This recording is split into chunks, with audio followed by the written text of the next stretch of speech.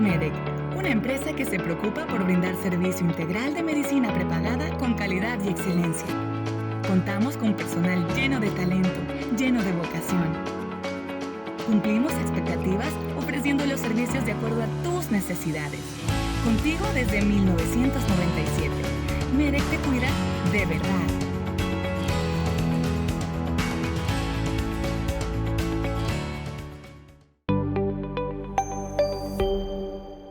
Los divertículos intestinales son pequeñas bolsas o sáculos que protruyen desde la luz del intestino hacia el exterior de este. El lugar donde se encuentran con mayor frecuencia es en una zona del colon izquierdo llamada sigma. El término diverticulosis hace referencia a la existencia de divertículos en el colon. Y hablamos de diverticulitis cuando alguno de estos divertículos se inflama. ¿Cómo se diagnostica la diverticulitis? ¿Cuáles son los síntomas? Son algunas de las interrogantes que serán desarrolladas por nuestro especialista.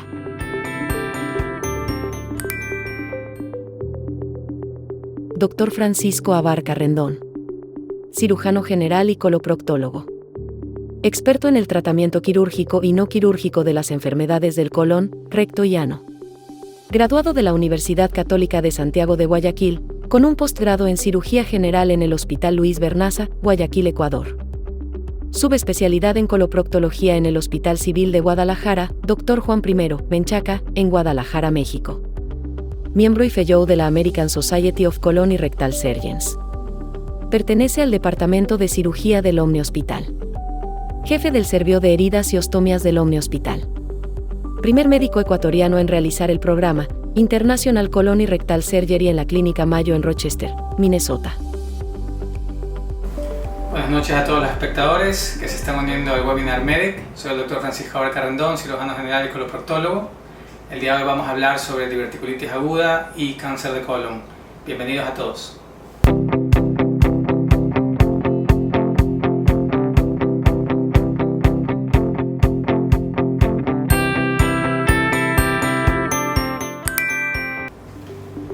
Para iniciar este webinar vamos a comenzar a hablar de diverticulitis aguda. Para entender un poco sobre esto, pues los divertículos son pequeñas ablaciones o herniaciones que salen a través de la pared del colon. Estos salen con mayor frecuencia en el intestino grueso del lado izquierdo o en el colon sigmoides. Se ocurren mayor frecuentemente en estas áreas porque es el área mayor presión del intestino grueso.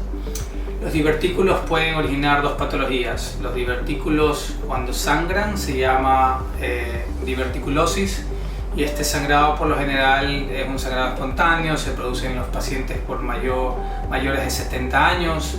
Es un sangrado que puede ocasionar sintomatología como hipotensión, taquicardia, en ciertas ocasiones va a requerir hospitalización, pasa menos del 25% de todos los pacientes. Y por lo general el tratamiento es conservador. Se ingresa al paciente, se lo hidrata, en ciertas ocasiones hay que transfundirlos y en muy raras ocasiones, pero muy raras ocasiones, va a requerir una cirugía emergente. Pero esto está condicionado para aquellos pacientes que su estado hemodinámico es muy grave o su vida corre peligro.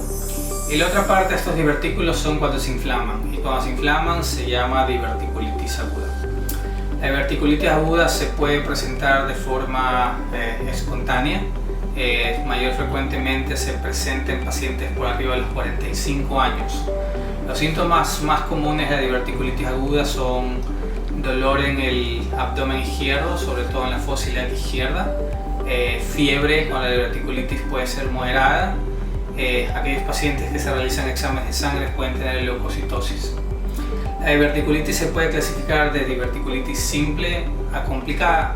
La diverticulitis simple por lo general son aquellos pacientes con los síntomas que ya describí, dolor en la fosa iliaca izquierda, pueden presentar fiebre o no, una leucocitosis de leve o moderada, y ciertos pacientes van a requerir manejo de forma ambulatoria con antibióticos o ciertos pacientes van a requerir hospitalización.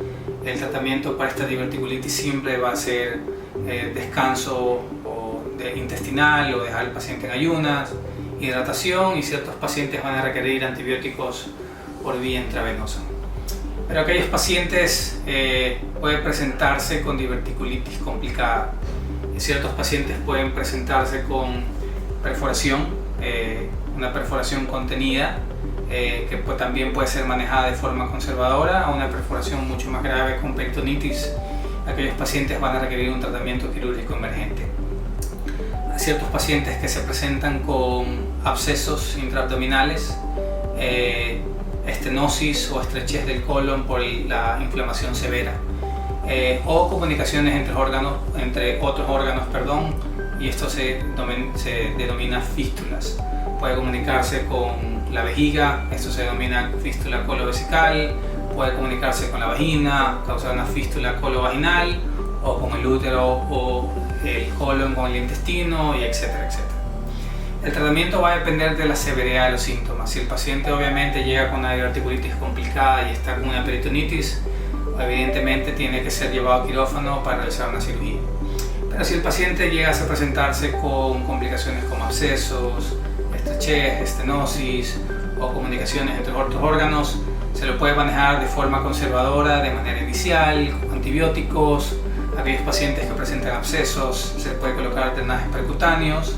Aquellos pacientes que presentan fístulas se puede congelar el cuadro hasta que el paciente presente una mejoría significativa. Y después, al cabo de 6 a 8 semanas, programar la cirugía electiva para enfocarnos en la resección de ese segmento inflamado si es que llegase el paciente a necesitar cirugía. La diverticulitis es una enfermedad que puede presentarse en varias ocasiones y el paciente nunca necesitar cirugía.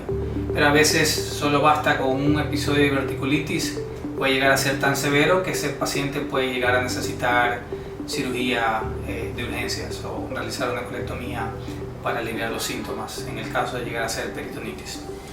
En el caso de llegar a necesitar cirugías, pues está la cirugía electiva, la cirugía abierta, que es la cirugía que manejan muchos cirujanos generales. En ciertas ocasiones el paciente llegase a necesitar una colostomía. No hay que olvidar que las colostomías salvan vidas en caso de llegar a necesitarse. Bueno, ahora vamos a hablar sobre el cáncer colorectal. El cáncer colorectal, pues, es el tercer tipo de cáncer más frecuente en hombres y mujeres. Es la segunda causa de muerte por cáncer a nivel mundial. Cada vez vemos más pacientes jóvenes con cáncer colorectal y pues sí, vemos que las cifras son cada vez más alarmantes. El cáncer colorectal se origina por unas pequeñas protuberancias que salen en la luz del colon que se denominan pólipos. Los pólipos pues básicamente son proliferaciones celulares anormales que salen en la luz del colon. Esto, para que un pólipo de cáncer o se transforme en cáncer, tienen que pasar de entre 5 a 8, máximo 10 años para que esa progresión de pólipo a cáncer se haga realidad. El problema con el cáncer de colon es silente y comienza a dar síntomas cuando ya está avanzado. ¿Cuáles son los síntomas que hay que tener en consideración para sospechar de cáncer colorectal, ya que este es un cáncer silente? Pues obviamente va a dar síntomas cuando el cáncer está avanzado. El síntoma más importante es el sangrado rectal. No hay que asumir que todo sangrado proviene de hemorroides, no es así. Todo sangrado hay que tomarle mucha atención, ya que puede ser algo muy básico como una hemorroide, una fisura, o algo pues un poquito más alarmante como pólipos avanzados y sobre todo un cáncer colorectal. Otros síntomas que hay que prestar atención es cambios inexplicables en el hábito defecatorio, como diarreas crónicas o estreñimiento crónico, pérdida de peso inexplicable o dolor abdominal de forma difusa. Entre los factores de riesgo para el cáncer colorectal pues tenemos aquellos pacientes con enfermedad inflamatoria intestinal, o aquellos pacientes con historia familiar de cáncer, papá, mamá, abuelos, tíos con cáncer colorectal. Son aquellos pacientes que van a tener más incidencia de padecer cáncer colorectal. Aquellos pacientes pues que son obesos, sedentarios, que fuman, que toman, van a tener más chances de padecer cáncer colorectal. Aquellos pacientes con síndromes polipoides, como la poliposis familiar, síndrome de Lynch, son aquellos pacientes que van a tener más chances de padecer cáncer colorectal. ¿Cómo se diagnostica el cáncer colorectal? Pues se hace por medio de una colonoscopía. Hay ciertas guías que nos permiten realizar colonoscopía. Todo paciente por arriba de los 45 años de forma obligatoria, ya sea hombre o mujer, tiene que realizarse una colonoscopia. Hace un par de años atrás las guías pues, nos indicaban realizar colonoscopías a partir de los 50, pero como la incidencia de cáncer colorectal ha aumentado a través de los años, esta edad se bajó a partir de los 45 años. Así que todo paciente por arriba de los 45 años, de forma obligatoria, de forma preventiva, tiene que realizarse una colonoscopia para pues, ver y prevenir que no existe el cáncer colorectal, ya que el cáncer colorectal en estadios tempranos es curable en un 100%. En el peor de los casos, pues si se llegase a diagnosticar un pólipo, este pólipo se retira por medio de la colonoscopia con instrumentos especiales y se evita la progresión de pólipo a cáncer. Si es un pólipo un poquito más grande, pues de igual forma se retiran con instrumentos especiales. ¿Cuál es el peor de los escenarios? Pues encontrar un tumor en el colon no es el fin del mundo. Esto se puede solucionar por medio de una cirugía. Y va a depender mucho del estadio de la tumoración. Si son estadios avanzados, pues con una cirugía hecha de forma adecuada, pues se puede considerar que la tasa de éxito de cura es de un 100%. ¿Cuáles son las formas de realizar este tipo de cirugías? Pues se puede realizar de forma convencional, ya sea pues cirugía abierta, pero lo que hacemos actualmente nosotros es la cirugía mínimamente invasiva. Nuevamente por medio de incisiones pequeñas se pueden sacar tumoraciones ya sea localizadas en el colon derecho, transverso, colon izquierdo, sigmoides. Y la tasa de recuperación, la tasa de éxito, la tasa de mejoría del paciente es mucho mejor en comparación a la cirugía abierta.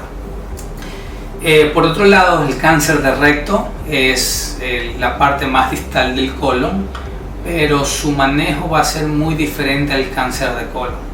Si tenemos cáncer de colon, pues la cirugía va a ser mandatorio en el paciente, ya que la tasa de curación va a ser casi al 100% cuando los estadios son tempranos. Pero cuando el tumor se localiza en el tercio medio inferior del recto, probablemente este paciente requiera de un manejo multidisciplinario y es hora de hablar con un oncólogo clínico, ya que la mayoría de estos pacientes, previo a cualquier tipo de cirugía, va a necesitar radio y quimioterapia. ¿Cuáles son los síntomas típicos de la diverticulitis? Ya hablamos de esto, pero los síntomas más comunes de la diverticulitis son dolor en el abdomen izquierdo o fosa ilíaca izquierda. Ciertos pacientes van a presentar diarreas, fiebres, escalofríos y aquellos pacientes que se realizan exámenes de laboratorio van a presentar leucocitosis o no, dependiendo si es una diverticulitis simple o complicada. ¿Cómo se diagnostica la diverticulitis y cuáles son los procedimientos comunes para confirmar el diagnóstico? Muy bien, la diverticulitis, el examen clínico va a ser obviamente mandatorio en aquellos pacientes con dolor de fosa ilíaca izquierda, leucocitosis y fiebre. Vamos a tener un umbral alto de sospecha de diverticulitis. Bien, para confirmar nuestro diagnóstico de diverticulitis, la tomografía de abdomen y pelvis con contraste endovenoso va a ser nuestro examen de elección.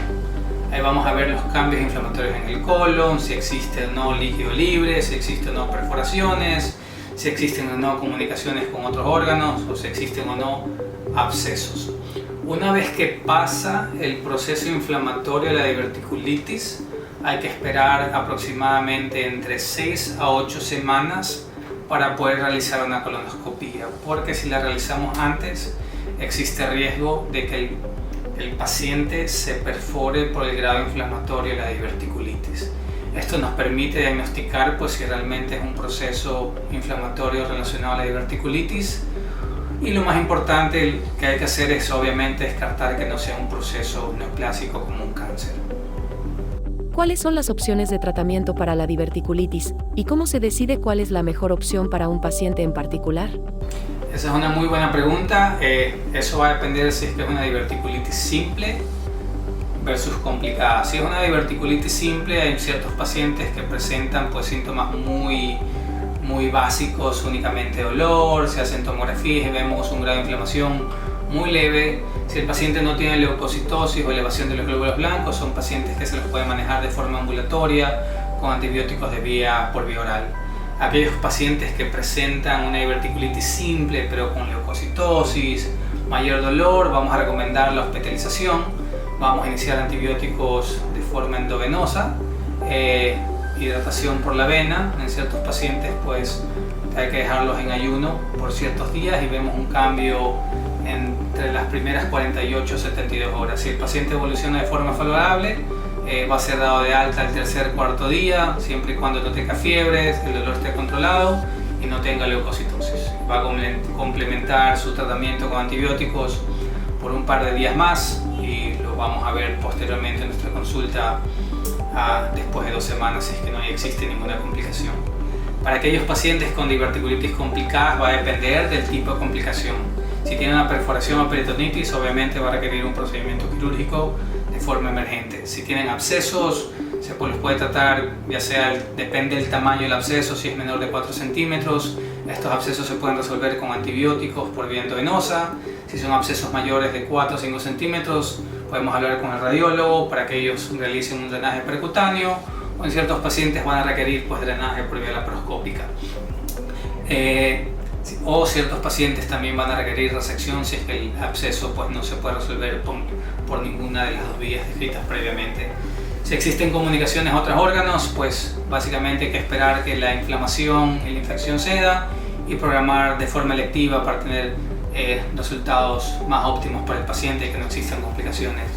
Si existen estenosis o estrechez del colon, va a depender del grado de estrechez. Si está causando obstrucción intestinal, pues obviamente el paciente tiene que ser operado. Si no, pues básicamente con medicación esta inflamación puede mejorar mucho. ¿Qué cambios en el estilo de vida, especialmente en la dieta, recomienda para alguien con diverticulitis?